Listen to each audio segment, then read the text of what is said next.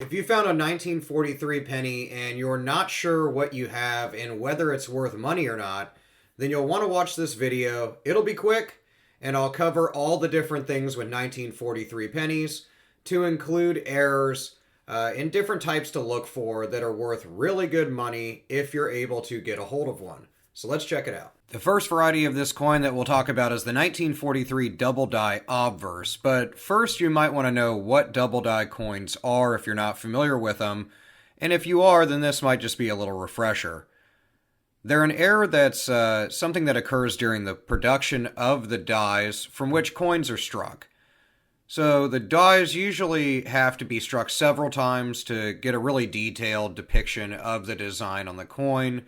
But if there's movement between those strikes, then a double image will be left on the die. That double image is then transferred onto the coin struck by the die, and if the image is on the die with the obverse design, the error is known as a double die obverse.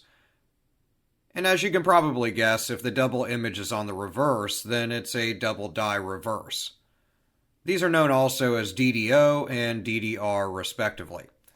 So in 1943, there was a bunch of different things that happened that resulted in multiple errors. The 1943 pennies were a coin that had to change composition due to the war effort and the government deeming that the use of copper needed to function on the side of war efforts to support World War II. This kind of change in composition was accompanied with a lot of different rushes and changes in just the overall production of these coins, which resulted in multiple varieties and errors. In 43, one of the dies used to strike the obverse design used at the Philadelphia Mint had a double image. And this particular form of doubling was extremely noticeable. It's one of the strongest examples of double die errors on any Lincoln cent, actually.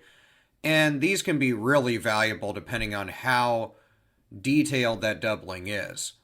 Mostly on the lettering is where you can see the doubling, as well as portions of the date, primarily the 9 and the 3.